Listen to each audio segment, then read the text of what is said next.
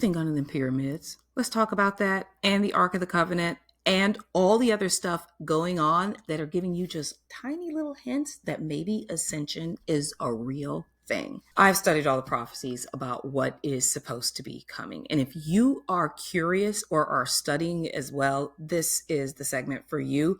We're going over the news of the previous month and trying to find the nuggets of information that show us that Ascension could be possible. I feel a deep need to keep track of this time in history. Just has to be done. So this is why I'm bringing you this new news segment. I hope you enjoy it. Please let me know in the comments if you like where I'm going, because I have got so much more to say. Okay, so if you are here, you probably believe in the idea of ascension, or that we are transitioning from 3D to 5D, okay?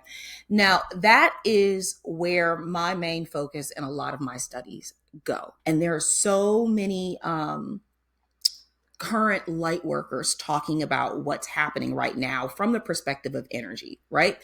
And if you listen to Bashar or Abraham Hicks or Lee Harris or any of these figures, they too are talking about this time. And there are several prophetic texts, I will say, or even podcasts or things that you can listen to, read, watch, that I want to delve into more with you so that we can start looking for clues IRL of Ascension, okay? So first things first, we have to talk about the Ark of the Covenant, okay? And last month, they found the CIA declassified a file on a remote viewing project that was looking for and found the Ark of the Covenant. And I have pulled the file so that we can read it together. This I found to be really interesting, and it's like 16 pages, and it's just really cool. But I want to talk about a couple of things. I want to talk about what remote viewing is, what is the Ark of the Covenant, and tell you a little bit about my remote viewing experience, okay? So the United States first started using remote viewing and studying remote viewing and practicing remote viewing within the CIA via Project Stargate, okay? And they had found out about this technique from the Soviets from spying on them. This is how they operate. They all operate. Now, what is it? So let's say that a person is looking for something, okay? They have an idea of something that they're looking for. It could be the Ark of the Covenant, let's say. They need to find a remote viewer. The remote viewer that they find, they do not tell what they are looking for. Instead, they use just like a coding system, like 1, 2, 3, ABC. I want you to find 1, 2, 3, ABC.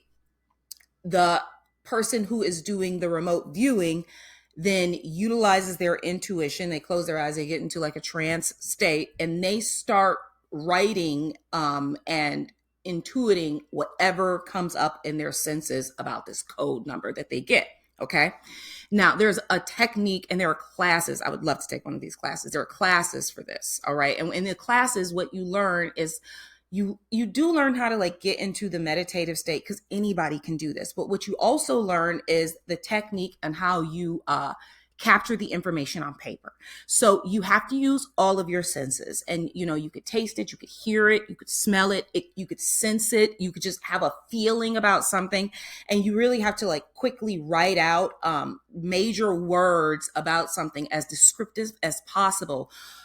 Based on what you're getting, right? And trying not to get your thoughts in the way.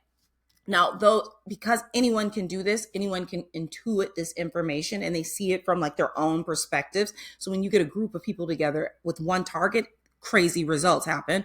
But psychics can really do this work well, because they can not only intuit it, most of them can see it and sense it and really go there, okay? So you get blank sheets of paper, and you get this code, and you just start drawing whatever you see in an image. You write whatever words you see, and together it forms a picture of whatever this thing that was to be remote viewed. All right. The government still uses it. It's no longer under Project Stargate. I don't know what it's under, but they do a lot of research this way. And even so much so that there was a submarine that was found based on a remote viewing session. They could not find it through radar or whatever technology that they use. And like, they save people's lives. This is something that they actually do. So with that, let's read the report, and then I'm going to tell you about how I spontaneously removed it. So first of all, let's read like the case file. This was in December of 1988, okay, the 5th of December. And it says, target is a container. And so like, let me just say this before. So after the remote viewer draws everything and writes out all the notes and does all of that, then they give it to someone who then, writes a report based on what all of the drawings and the information said. Okay. So target is a container. This container has another container inside of it. The target is fashioned of wood, gold, and silver. The target is similar in shape to, in parentheses, AOL, a coffin, and it is decorated with seraphim. See sketch, page 16. We'll go over those. This target is located somewhere in the Middle East, as the language spoken by individuals present seems to be Arabic. Visuals of surrounding buildings indicated the presence of mosque domes, ? In parentheses, see page 12. Individuals in the area were clothed in virtually all white, had black hair and dark eyes. One figure I honed in on wore a mustache. The target is hidden underground, dark and wet, where all aspects of the location of the target. The purpose of the target is to bring a people together. Quotes, see page 16. It has something to do with the ceremony, memory, homage, the resurrection. There is an aspect of spirituality, information, lessons, and historical knowledge far beyond what we know now. The target is protected by entities, in parentheses, see page 14, and can only be opened, in parentheses, now, by those who are authorized to do so. This container will not / cannot be opened until the time is deemed correct. Once it is time to open the container, the mechanics of the lock system will be found to be fairly simple. Individuals opening the container by prying or striking are destroyed by the container's protectors. See page 17 in parentheses, through the use of the power unknown to us. Okay, so what is the Ark of the Covenant? So that's wild, right? We're going to get more into the drawings of those pages after we discuss what the Ark of the Covenant is. Okay, so the Ark of the Covenant was built by Moses, instructed by God when he was on Mount Sinai. Okay, 40 days.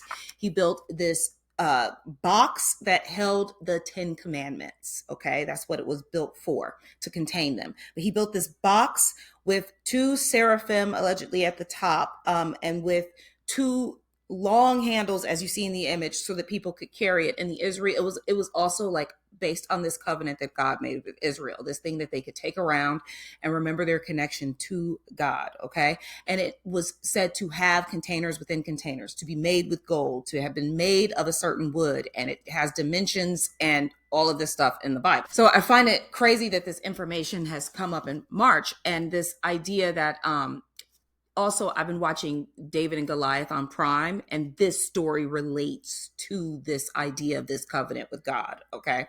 And like, think about the time we're in, right? So the crazy part about the story of the Ark of the Covenant, all right? So Moses builds this Ark of the Covenant. It gets passed down. First king of Israel is King Saul, okay? And that is featured heavily in the David and Goliath story, is King Saul, Solomon, and David. All right. But King Saul was king. He was the first king of Israel from shepherd to king, and he was in charge of this covenant, this ark. Okay. He had fallen out of favor with God, and they went to war with the Philistines. And because they were losing the war, they decided to bring this holy temple to the battlefield to show off, or statuesquely like parade God around the battlefield. And like thinking, this is like the thought behind it, was that God would not let anything happen to the Ark of the Covenant, so they had to win this war. That did not work out in their favor, and they ended up losing this to the Philistines, okay? When they lose it to the Philistines put it in their temple. when they put it in their temple with their other gods, they would wake up every morning and their gods' statues would be like smashed on the ground. Okay. And they were like, get this shit out of here. All right. So David ends up going to get the ark. All right. And reclaims it for Israel to kind of renew this covenant with God. And when he goes to get the ark, I think he was conquered by an Egyptian king who they have a theory about who it is, but I'm not quite sure if it's just like a theory. But they think that David's temple was taken over by this Egyptian I don't think they called him king, pharaoh, whatever, and taken to his temple. Because then when you go to Egypt, you see images of the ark on the Egyptian temples. And they think that that was added, like, as you know, people have torn down statues and like rebuilt them. Now, there's a ton of speculation within like this community of people who think that the ark was actually from ancient Egypt and that the Israelites found it, and those who think that it was built by Moses and that Egypt took it. But either way, they thought it was going to be at this temple near, gosh, I don't want to say, it doesn't matter where it's near. Here's the point. They went to look for it. They couldn't find it. So ain't nobody found this. They only have this information. So like, it doesn't really matter. But the point is that it's supposed to be this holy vessel. And when ready to be open, you read what the papers say. So like, let's go through the papers now. And so you can get an idea and form your own picture of what you think this thing is based on the keywords that they use in the document. Okay, so the name of this project is Project Sunstreak, okay? And they say literally, you know, training target number 20209, that was the code, is the Ark of the Covenant. I wonder, now, if you're a remote viewer, if you practice this, you could probably use that code and see something. But that's none of my business. So this next page is what I've already read you. So let's get down to the nitty gritty here. Okay. This page, I really couldn't get anything from this. It was just like about the terrain of the area. And it says green, brown, rough, smooth areas, voices. Like, that's cool. Like, you know, you really can't get anything from that. This is the first image that we have, which is like shaped like an arch. Now, this could be like the entrance to the area. They said it was in a cave, or this could be the actual device. And then they show this sketch of what probably is wood, and it's supposed to be coated in gold, this wood on the sides. And then you get like ornate details of the box. Okay. I don't know what that hump is. That looks like a tractor, very much so. So they're saying, heavy, solid, high, hollow, old. Then you see the word sorrow, containers, containment, steel, stone, wood, many rooms, inside, outside, fortified, guarded, watched it. I don't know what this word AOL mean, break, prison, anguish, sorrow. I don't know if it says something here about AOL break, large fortress or prison, contained people long ago. Don't know what that means. Desk. Then they're talking about, okay, so they found this thing in like this room. Okay. So now they're talking about the room that it's in. It's like a tractor in there. There are desks, chairs, a hallway, a courtyard. They have it in this room where they're studying it or watching it. Then they get into this idea that they hear voices and that they can tell that it's Arabic, fast, foreign, Middle East. Then they describe the domes that they see in the area with the windows to try to show that it's like maybe a mosque in the area. Movement, people, background, white clothes, and that's where they say they found a guy with a mustache, right? The people are excited, and I don't know if that says angry. Then you get into the container, and it's like double.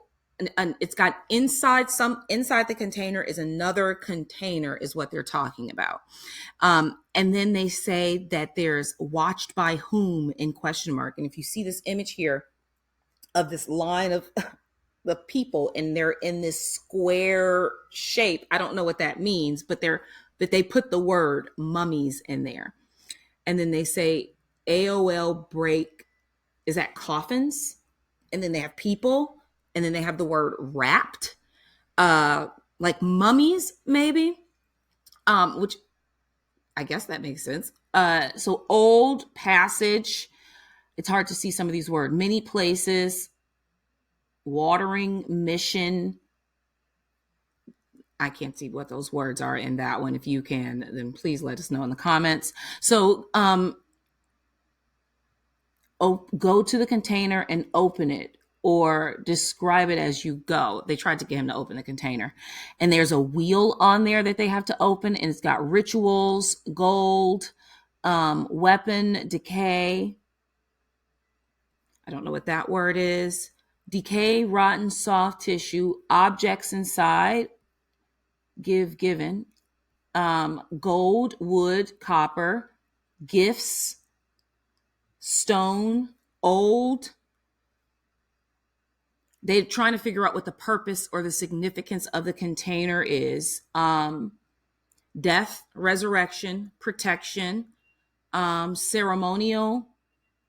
I don't know what this first word is. A forgotten people, or together a people. That's what that says. Bringing something together a people. Spiritual, important, historical, knowledge, lessons, information. And then they have this picture of the seraphim or Sarah. Yeah, I think they say Sarah in there. And it how's it opened his ass. And they have the word gold here. Heat, light, searing, burning, wealth of information, knowledge, destroy, pain, anguish, horror, terror, as in if you destroy it, that's what you will experience. Quick death, seared, burned, light, power, forbidden, protecting, protected, lasting. Okay, so that is what we got. Now, if you've never remote viewed, I'm going to explain the experience to you, because this is how you have to get the information out. It's like describing a picture to someone based on information they've never, like, how would you describe a room to someone who's not there to see it, right? And how do you pinpoint the object or the thing in the room that is important, right? So last year I built a pond in my backyard, okay? And I got a little fishies. I got two little gold and black little goldfish from Petco. And then I decided to go big or go home and get me this koi fish from the cute little fish shop that I went to. I was so excited about this fish because this fish was gold. We were calling it Sphinx. It looked like an Egyptian gold magical fish. Okay, it was a little koi. It was only like $15, but I got some plants and everything. I became obsessed with ponding. Okay. And from the time I put that fish into the pond, I never saw it again. I didn't see it for weeks. Okay. I was obsessed with this fish. Not seen it. I didn't know if it was dead. I didn't know. I could not see to the bottom of the water. I didn't know what happened to this fish. I was so excited about seeing this fish in my pond. Okay. I read all this stuff about koi, and they're really shy. They'll stay at the bottom for a while. Yada, yada, yada. I didn't pay for this fish. I want to see him. The other two are floating at the top, having a good time. Okay. Why are they not hanging out with this other fish? So at night, before I go to bed, I always try to connect. I don't just fall asleep. And sometimes I get spontaneous remote viewing, and I see all kind of weird stuff. And you can tell the difference between that and, let's say, an astral projection or an out of body projection, because it's literally you're awake, and there is you see a screen in your third eye with your eyes closed. It's just right there in a square, and you're watching a movie. Sometimes it's shadowy, sometimes it's full color. So I must have been obsessing about this fish, because all of a sudden I'm laying in my bed and I see in my third eye, I'm in the pond, this little square, this round container. It's just a stock tank pond. I'm in the pond. Okay. And I see the fish in the pond, and it's not my fish. So I do not think it's my pond. I think it's some bullshit. I don't know what it is, but I'm I realize I'm in a pond. It happens so quickly. And then, you bounce out. It's hard to keep. That's why I want to take a class. So I see this little white fish in there, and I'm I don't know whose fish that is, homie, but that's not my fish. So whose pond was I in? I don't know. Right? Well, lo and behold, 5 days later, I don't know, I go out really, really early in the morning, and there's a motherfucking fish, excuse my French, okay? And that fish is white. That fish is not gold. That fish is gold when you have a blue light under the right conditions, you see. I did not know this. This fish, I didn't see no gold on this fish. I saw a white koi fish. And I could see the potential of him being gold, but I didn't know this at the time. So that was my confirmation, okay? So it's crazy to think that you can biolocate your mind to any time and any place, all right? But you can, so you should be experimenting with it. That's all I got to say. Next up, we're going to quickly talk about the pyramids and the whole like crazy conflict among science about this whole issue. Okay, so unless you have been living under a rock, and if you have, good for you, okay? But this pyramid, the pyramids have been, they have discovered structures under the pyramid. Now, let's talk about this, all the crazy stuff going on with this, because I saw a lot of headline buzz, but I didn't see many people reading all the articles. And when you get into the articles, it gets a little fuzzy. This was also something that was discovered in like 2022, and it just made headlines in March. It came out again because an Italian newspaper wrote that there was a city under the pyramids, just like in the Emerald Tablets. I have read the Emerald Tablets, which is a great read, and I have some of it here for you about Under the Pyramid. But none of that turned out to be very true when you see the scans that I'm showing you now, okay? This is what we have, and they have rendered it, and there are some other images, but it's really fuzzy, and you really don't know what it is. You definitely can tell that there are structures there, and you definitely can tell that some of them could not possibly be man-made. So if you look down, and I have it circled here for you, but if you look down at the one that I have circled here for you, like I just said, you will see that they look like boxes, right? You can see a cube form and what looks probably like floors that are under that pyramid. And this thing is huge.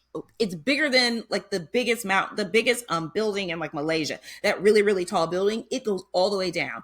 And the walls are supposed to be like 236 feet wide on each side. So, you know, that's not small. All right. So it is a big deal. But here is the rub.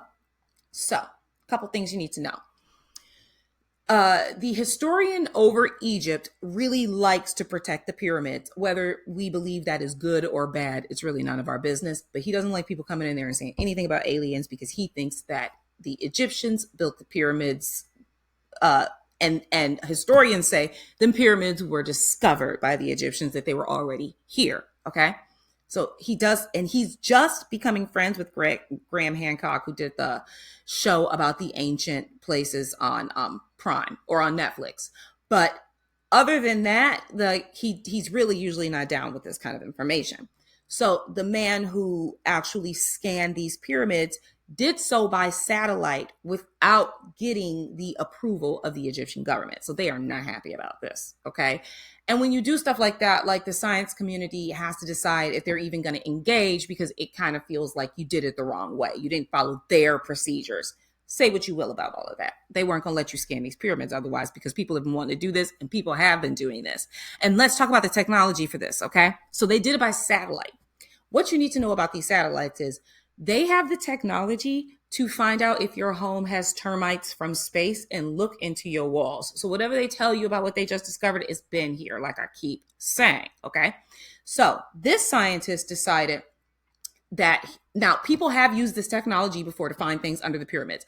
In Mexico with Coatzacoalcos, I think I might not be pronouncing that right, they found things under the pyramids because of this same technology. They have found a box under the Sphinx because of this technology.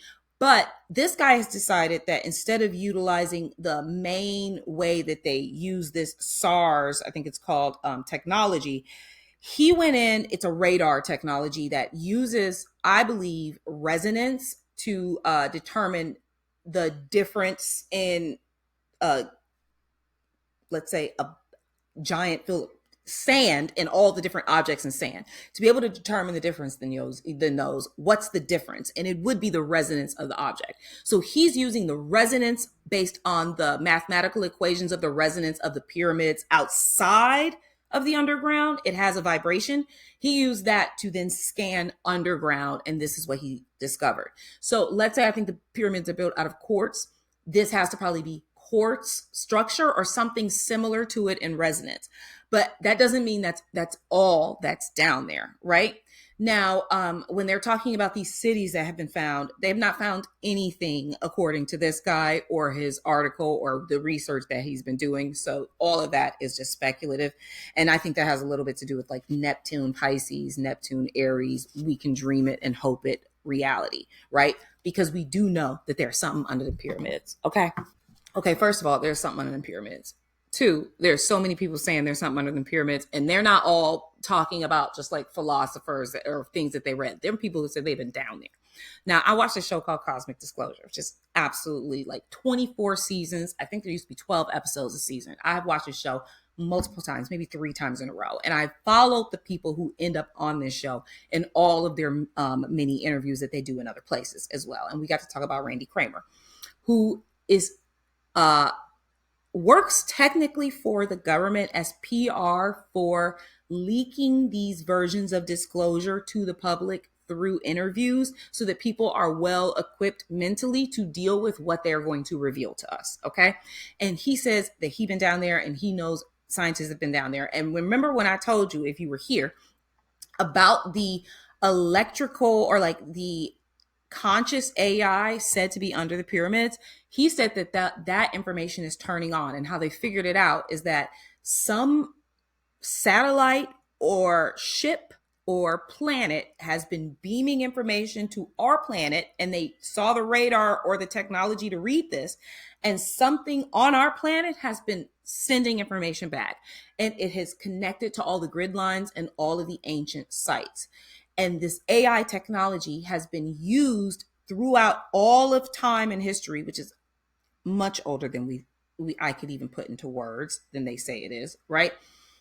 To help guide humanity holistically. This is what they say, okay? And that it is equipped with consciousness to help guide and aid a planet in living its best life, all right? Or it takes over the planet and we become a slave race. I don't know, but this is what they say.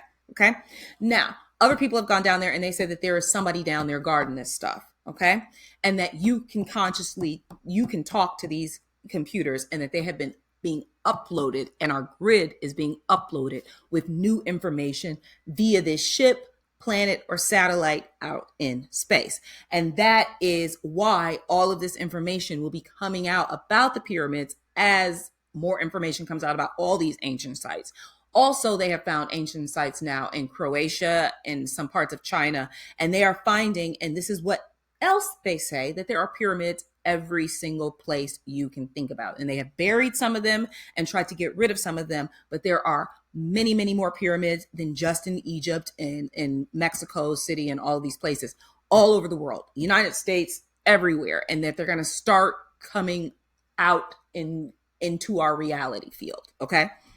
I'm going to read you a quick snippet from the Halls of Amenti before we get into the rest of this. So, deep in Earth's heart lie the halls of Amenti, far neath the islands of sunken Atlantis, halls of the dead and halls of the living, bathed in the fire of the infinite all. Far in a past time, lost in the space-time, the children of light look down on the world, seeing the children of men in their bondage, bound by the force that came from beyond.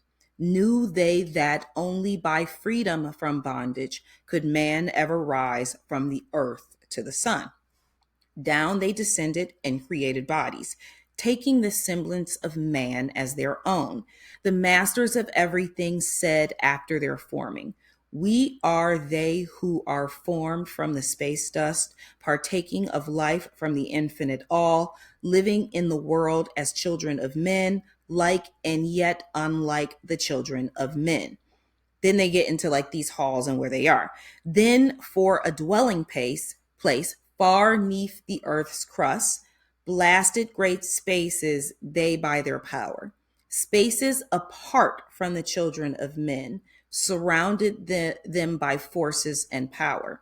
Shielded from harm they the halls of the dead. Set side by side then placed they other spaces, filled them with life and with light from above. Builded they then the halls of Amenti, that they might dwell eternally there, living with life to eternity's end.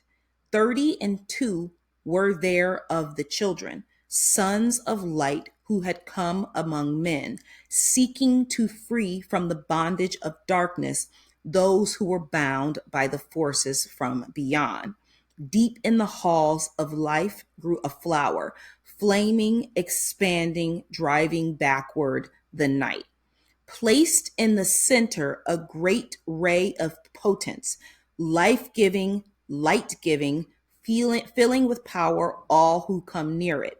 Place they around it thrones, 32, places for each of the children of light, place so that they were bathed in the radiance, filled with the life from the eternal light. Okay, there it goes on. They talk about it being under the pyramids and under the Great Sphinx, and there are people who have said that they have gone to the halls of Amenti through astral projection. If you follow Darius J, who does the out of body experiences, and he talks about them openly, that is where he studies mostly when he is having out of body experiences, is this place that is supposed to be deep in the earth's crust, hosting these entities who apparently, this goes back to the Ark of the Covenant, are supposed to have come into bodies to help the children of men, and they left. So mummy's situation, or sometimes they say frozen situation, like that's all in there too. So it's all over the place. It's everywhere. They have all this information. And I'm now seeing like the connection between the Ark and the pyramids and how all this information is coming out. It's just kind of cool, especially with Venus retrograde and the pyramids matching the ratio of the sequence of Venus. I do feel like it was apropos to talk about this. So next up, the JFK files and the MLK files have been released. This is another piece of the puzzle for Ascension. And what they say is like, all this stuff has to be revealed. That's what they all say. It's like, by the end of the Ascension period that they say is coming, a few things have to happen. If you look at Revelations, or if you look at, I have some prophecies that I'm going to be sharing with you when I do a major episode on this. But let's talk about this. So first of all, we will know our history and who we are fully from the beginning of our time. That is the first thing that they say. They say that like we will have ancient technology and technology that is free energy, that education systems and healing centers and things like that will be of the light. These are the things that they've talked about after the chaos and the destruction that they talk about as well. Okay. So when we look at things like that, you have to recognize what's been kind of holding us back from those things. They're saying is the government and all the people in power, not just the United States, of course. Why is it important that the JFK files and the MLK files have been released? Because they are part of a larger story that probably begins around the atomic age, I would say. From there, when we literally released atomic bombs and rippled space-time, whatever was watching us and has been observing us over time was like, whoa, they're going to blow themselves up. We got to get down there and help these people because they're not doing it right. It was an alert, and you can't blow the planet up because the planet's really important. Okay. Now, this information goes from like atomic age, World War II, Project Paperclip, the space race, Roswell, the forming of the CIA and all of the alphabet boys, hiring of private companies to hide information. All of that story is connected. And how JFK is connected is because of two major reasons. Now, number one, I just want to tell you 88,000 pages were released quite sloppily because I think they released a whole bunch of social security numbers with it. And most people are looking for the information on like the two gun theory or the two bullet theory, which is that at the time of the assassination of JFK, there was another shooter besides Lee Harvey Oswald, who they believe were set up by the government. This is what the conspiracy theory is that they were set up by the government to assassinate JFK. But why? Okay. And then the next, Lee Harvey Oswald then gets assassinated as well. Okay. But everyone's focused on the 2-bullet theory, and that the idea that there was another bullet coming from the front and from the back because the person in front of him got hit by, they're saying the same bullet, and they're saying that's not even possible, but none of that matters. Okay. So the point is they want to kill this man. But why do they want to kill this man? So they want to kill this man because 2 reasons. One, he found out that there is this battle in government between short-termers and lifers, right? So you've got people who work in government who are always there, and then you got people who come for 4 to 8 years and then leave, and their administration. And these 2 people, sometimes these 2 groups, they don't necessarily always get along, and this group is probably going to have a little bit of a hierarchy because they can determine what they will and will not tell the president and all of this stuff based on just the way that these roles are played out, right?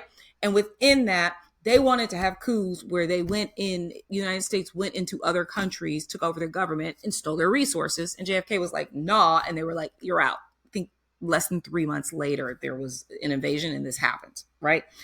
Also, JFK knew allegedly about aliens, told Marilyn Monroe, and that is why she had to go as well. So that is what this conspiracy is gravitated around. So the idea that it was released around the other time of these 2 things, I find interesting. MLK is in there because he was watched the entire time. Every single person in power is being watched by the government. I think if you take anything away from this information is that you're going to find out they've been playing some wild games out there, and they don't be telling us nothing. So it really, if you get down to the details of these 2 figures and look at the parts of their life that were easily blackmailable, which is something that you see a lot of in government. They act like mobs. So they find people they can blackmail and they try to use that information against them. That's what they all do. It's just regular old mafia stuff. But if you look at this from the perspective of they prop up figureheads and then try to use them for their means, and when those people decide that they don't want to be used anymore, they have to go, you will find that a lot of characters have been taken out this way, and they were just out here taking people out. All right. And it'll make you think really differently about who has been giving you your rules and your laws. Now, that information is going to also be exposing itself over time based on just knowing the history of all of this. And while we have made some amazing, incredible leaps in science, some of this information, they say, came from us working with after World War II, when the Nazis that were brought over into NASA, right? And then this whole idea of this space race, were they actually there to help us, or did they kind of hold us back? That's another part of the discussion. Also, what do they know about aliens and all of this stuff? Like, that stuff is going to come out allegedly, and I want to talk about it. So that is all I have for you this month. And I'm going to do this month by month as like an energy update for what happened the previous month, so that we are just keeping track of the times and seeing how things pan out. So if you enjoyed this, please like, subscribe, let me know what you thought, and I will be talking to you soon. I hope you have a wonderful month.